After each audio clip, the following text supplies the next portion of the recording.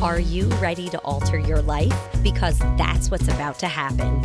If you're looking for a judgment-free zone where TMI doesn't exist, to have the conversations you're not supposed to have, and explore how to make small yet substantial, sustainable changes in your life to actually care for and empower yourself through physical and emotional fitness, then you're in the right place.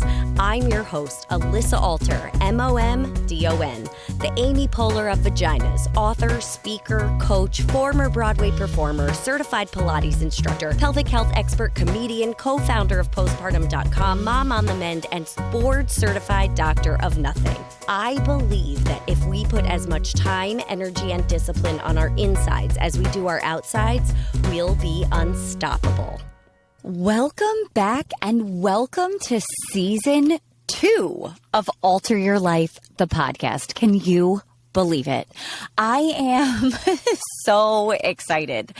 Last season on the show, we really focused around conversations about change, alterations. Topics that came up were obviously change, but also pleasure and finding pleasure in and inside and outside and all around sides of our life and our bodies. And this season, we are really diving in to the taboo topics we are not supposed to talk about. And we are obviously going to start with my favorite and yours, the pelvic floor. So something you may or may not know about me is that my name is Alyssa Alter. I'm the Amy Poehler of vaginas. JK, you heard that in the intro to this episode.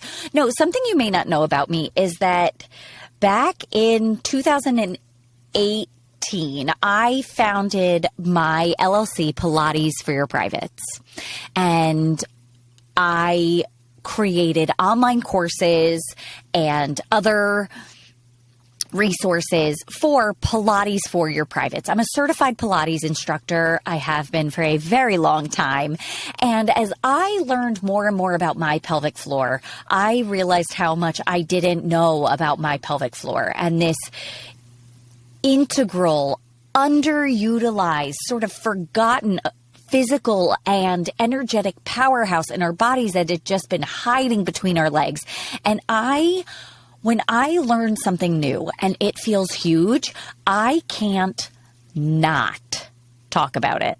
I can't not share information. And when it's something like this that I can integrate into all of the things that I know about Pilates, about movement, about the musculoskeletal system, about how our bodies work and move and how we feel in them, I really can't go home. I have to go big. So in the next couple episodes, we're really going to be diving in deep together to really talk about the pelvic floor and the things that we deserve to know. So without further ado, introducing, drumroll please, your pelvic floor and why it's time for you to start learning about your body. This is sort of part 1 of a 4-part journey we're going to go on together to learn so many things that no one ever told you about your body. We're going to talk about what your pelvic floor is, where it is, why you have it, and what happens to it during all stages of life. And how when you start harnessing this underutilized and underappreciated physical and energetic powerhouse between your legs, how you can use that information to completely, are you ready for it, alter your life.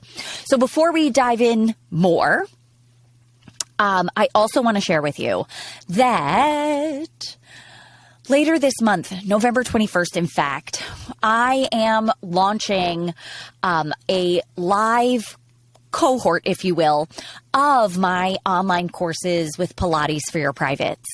So maybe you participated last month in the 5-day free pelvic floor challenge. If you didn't know about it, if you're new here, there's a link in the show notes for you to go ahead and sign up. This is a free 5-day challenge to begin to learn what the fuck is going on downstairs. And the courses are 6-week courses, and there's a couple of different options depending on if you are pregnant, whether you're in your first trimester, second trimester, third trimester, or postpartum, aka the fourth trimester. And there's also an option if you are none of the above, right? Because I also believe that you do not have to wait until you are pregnant or have already given birth to learn about your pelvic floor. And that is what happens so often. And let me tell you what, that grinds my gears. So those links are also available in the show notes. Feel free to check them out, and let's get on with the show. My intention with this 4-part series is education and exploration to break the silence surrounding women's bodies. I'm done feeling like I'm supposed to be embarrassed, disgusted, or ashamed of my body and what it does. And as you may or may not know, I am a board-certified doctor of nothing. So none of this is medical advice. It is not diagnostic. I am more than happy to recommend medical resources to you, and I highly encourage you to seek professional advice from a medical professional if you have concerns about what is happening in your body. I am sharing what I have learned, what I have experienced, what I have lived, and what I've witnessed with the thousands of women I've worked with.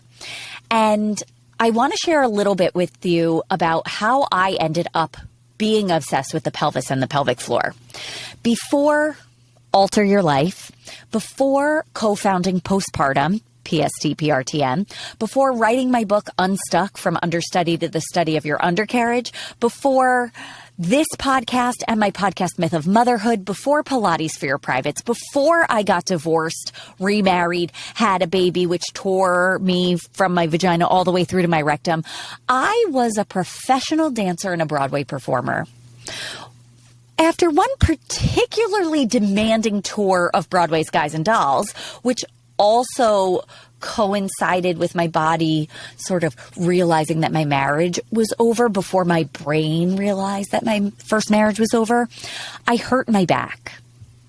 I share, all over the place. You've heard me talk about my divorce, and I don't always talk about this back injury and how my body was kind of ahead of my brain and these two things happened at the same time. But this is one of the main catalysts of my perspective, what fueled and catalyzed my curiosity and determination to explore this overlap of our physical fitness and our emotional fitness, how our physical and emotional bodies are kind of the same.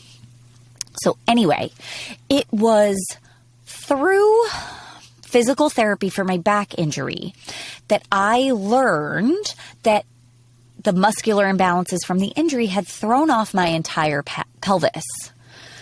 Or rather, the alignment of my back and pelvis was out of balance, which put unnecessary pressure on my spine, which led to my injury of a partially herniated disc, which further misaligned my pelvis and my spine even more.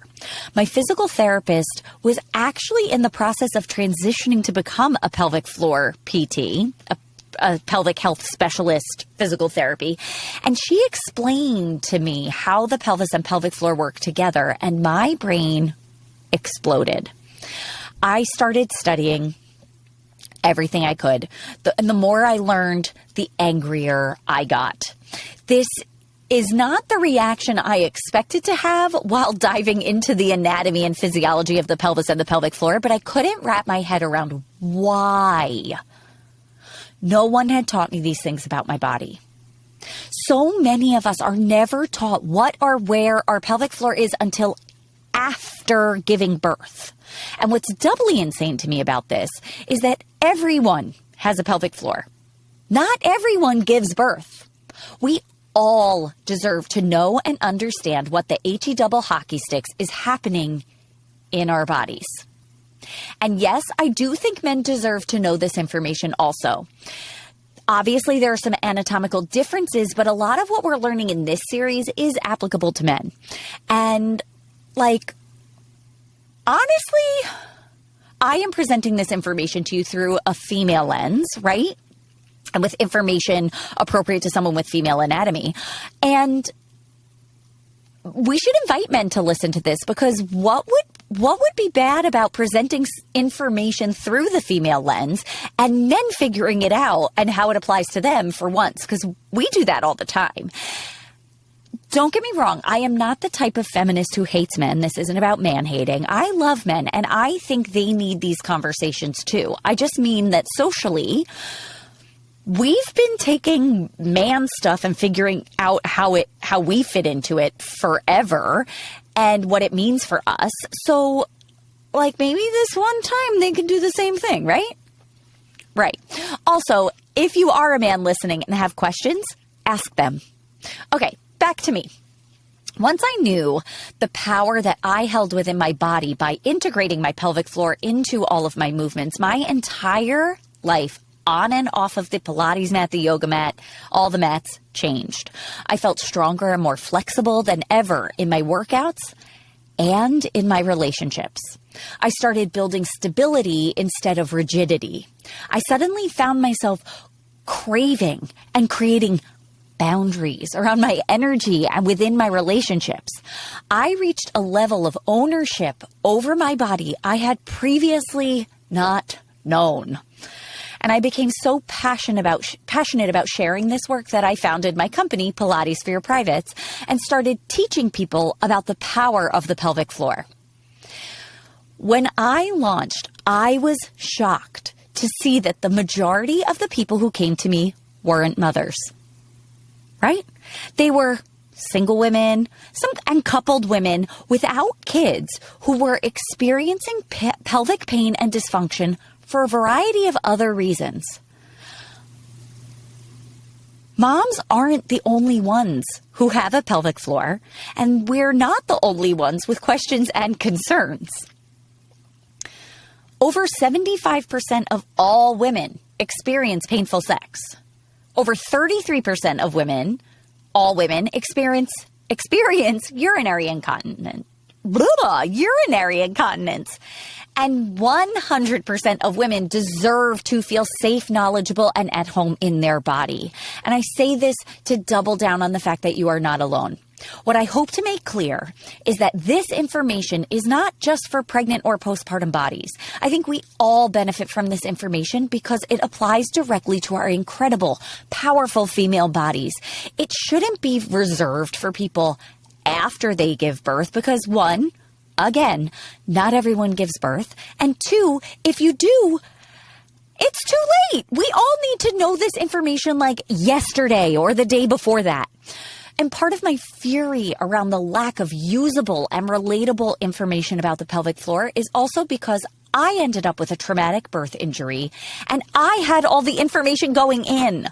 And in my haze of pain and confusion and anger, I couldn't stop thinking about all of the people giving birth around the whole world without this information that I had going in.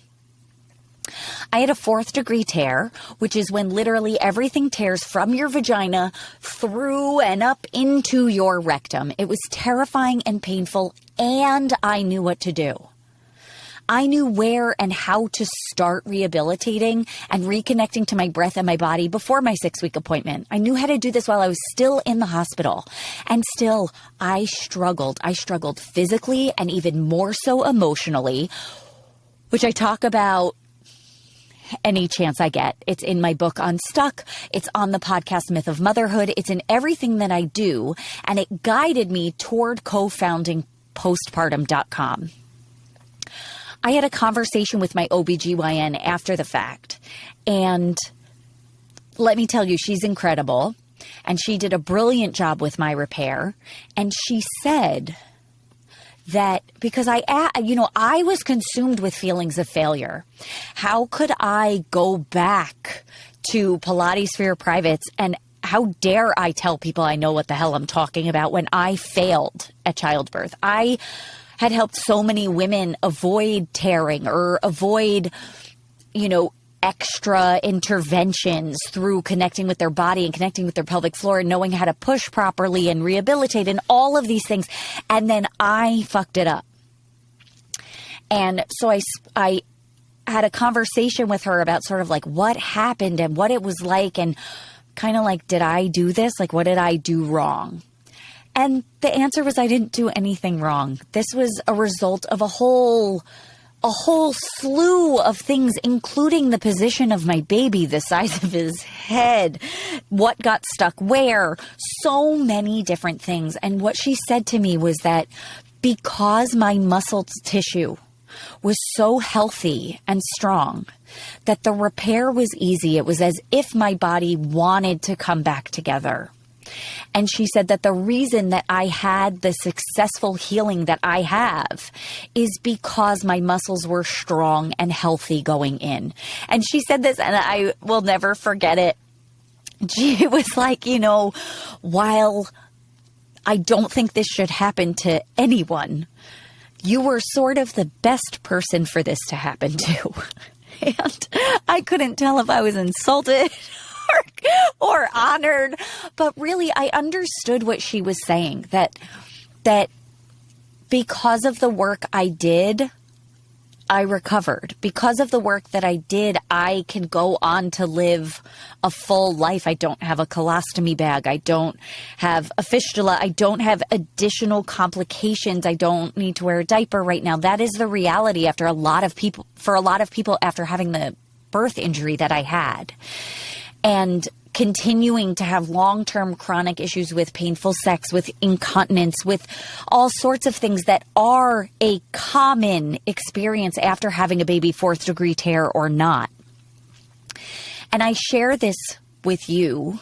I share with you what I know, what I've learned, what I've experienced, and what I've seen thousands of women who've shared their stories with me, what they've experienced. I share this with you because I have to share what's going on, because we should have learned about all of this before we got our period, before we started having sex, and definitely before we started considering having babies. We deserve to feel safe, knowledgeable, and at home in our bodies, all of us. And something that I believe with every freaking fiber of my being is that we as women, if we are to spend as much time, energy, and discipline on our insides as we do our outsides, we will change the world.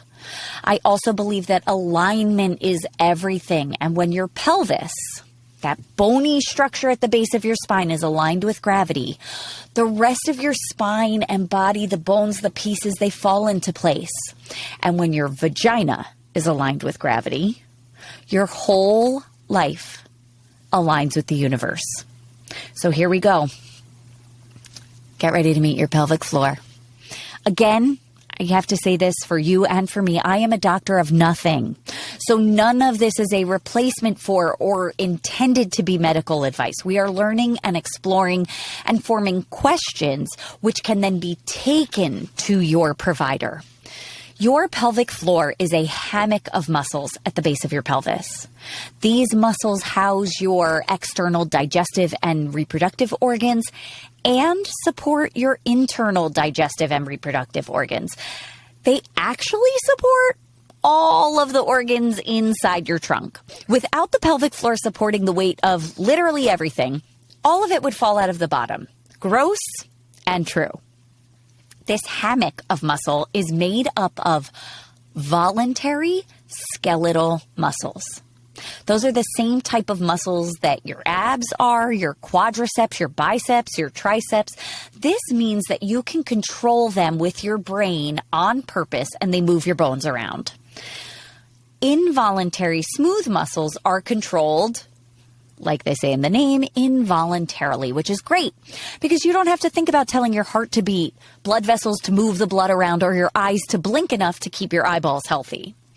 Another important role of your pelvic floor is sphincteric.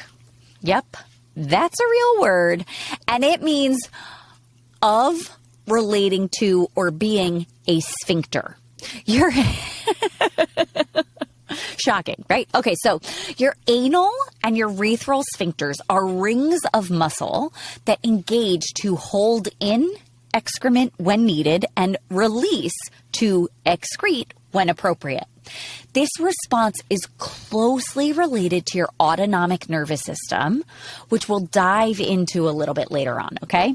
So for right now, this means, we're just simplifying, this means that when you feel safe, you have optimal function of all your sphincters. And when you are in survival mode, you're scared and or stressed, these sphincters will close because there's no time to worry about peeing or pooping when your body thinks your life is on the line, right? Your pelvic floor contracts to keep you safe in response to real and or perceived threats. Okay, back to our regularly scheduled programming. Okay, so the pelvic floor is a hammock of muscle. In fact, it's a hammock of voluntary skeletal muscle. So imagine this. You're living your best New York City life, not just because I live here, but because New York is a major walking city. So you've just finished grocery shopping. You load up your arms with as many bags as you can carry, which all gather into your elbow crease, right? So as you work to keep your arms bent, right, to keep all of the bags in place and hold them up, with your bent arm, the muscles are shortened and engaged to help hold the groceries for however long your walk home is. You did it. You're so strong. You're home. And now you need to straighten your arms to put the bags down, right? You've been holding them bent, tense, engaged, shortened to schlep all of those bags back to your teeny tiny home in New York City. That might just be me projecting. But so you go to straighten your arms to put the bags down, but you can't. Your arms are like stuck in this bent, contracted, shortened, engaged position, right? Because they've been that way for a while, and your body understood the assignment to stay engaged so we don't drop the bags and lose our groceries, crack open all the eggs and all that jazz. This is what happens to your pelvic floor after bouts of chronic stress, after being engaged for too long, after pregnancy. Your pelvic floor gets stuck in a contracted, engaged position, supporting not just all of your internal organs, but during pregnancy, all of the internal organs, the housing, the amniotic fluid, the placenta, all of the things that are associated with your baby, which we appreciate. Thank you, pelvic floor, for supporting everything. And we need to balance. So this can also happen as a result of your pelvic floor contracting and staying that way for a long period of time, whether by stress, right? We talked about that connection with the autonomic nervous system, that when we're stressed, it tightens because we don't have time to pee or poop. So if you're like stressed for a really long time, say there's like a global pandemic or something, and if it's like life threatening to breathe for a really long time, you might be in that chronic state for a while, which then needs to be rebalanced. This is also very common in dancers, gymnasts, figure skaters, right? Because we're taught to hold in our center, hold in and up so strongly to provide stability for our very flexible bodies.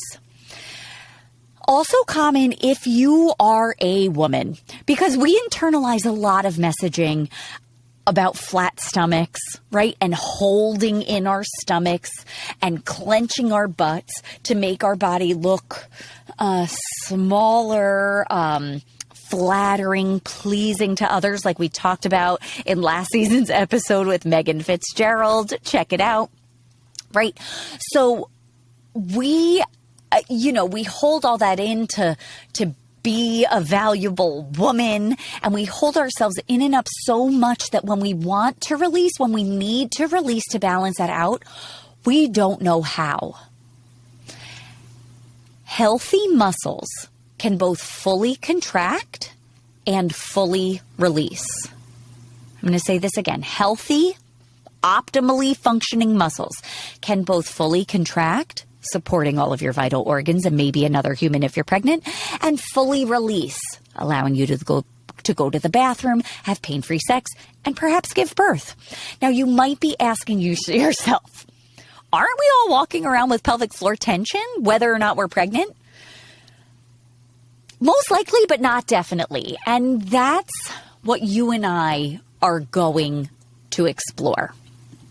Okay, a healthy balance of engagement and release in our muscles of our pelvic floor allows us to hold in urine when you sneeze or any other time that you don't want to be peeing, and to release in order to pee when you sit down on the toilet or anywhere else you want to pee.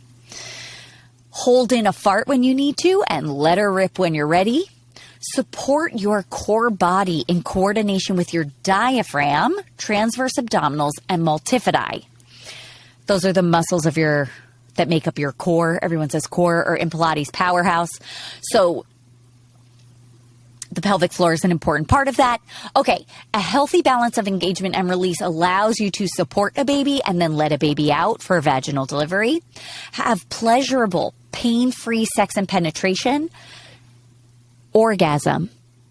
This is a list of really great things, and I know I want all of those things, and I imagine you do too, which is why you're here. And yet, whenever something is a little off, we're told to do Kegels to strengthen our pelvic floors, right? This is something I see so often in clients, in friends, in people who come to me because they can't ask anybody else, but I knew I could ask you, Alyssa, right? It's one of my favorite things to hear.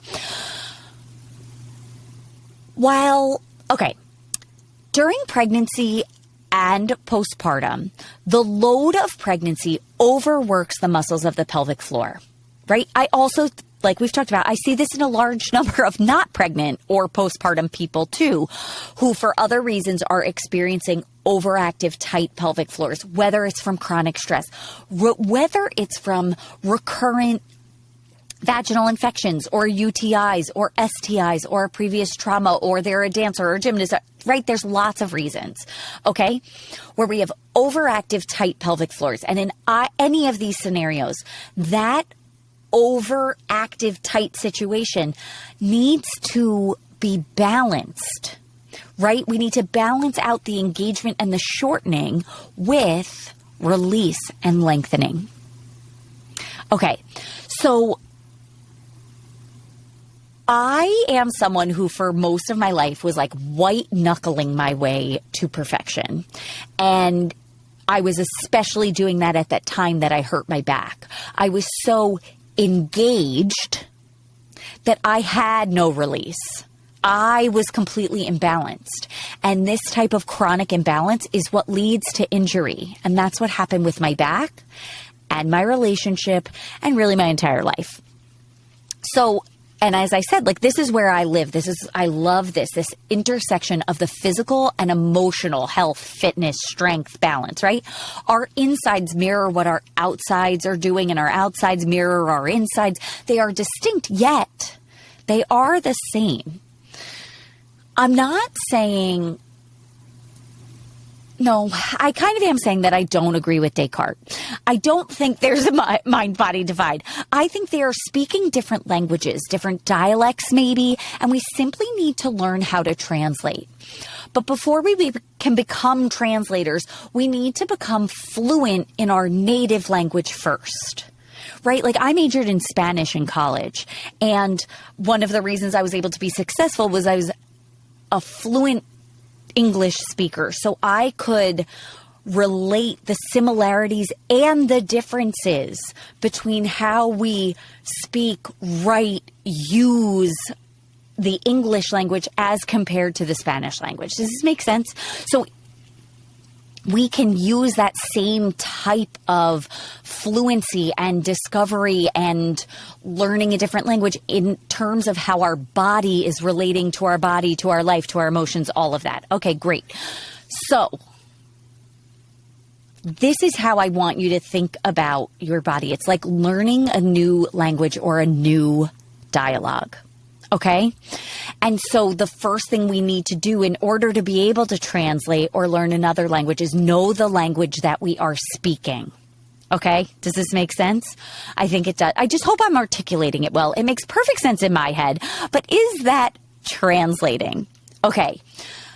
We are going to talk more about this next week as we dive into the pelvic floor through the ages. I mean our ages, like what's going on in our bodies from adolescence through menopause. And I cannot wait to hear what you think about this. And if you feel inspired to learn more about your pelvic floor and what the hell is going on and what this means for you in your body and your life, check out my upcoming courses. The links are here in the show notes. And you still have access to the free 5-day pelvic floor challenge if you are looking to dive in a little deeper. As always, remember, I've got your back, I've got your front, and I've got your undercarriage. Thank you so much for sharing your time with me and listening to the end of this episode. Look at you. You're someone who finishes what they start. I love that about you. And if you're picking up what I'm laying down, be sure to visit me over at alissaalter.com for more resources on how you can alter your life, like downloading the 5-minute meditation that I use to start my day with confidence and ease, all before getting out of bed. See you next week.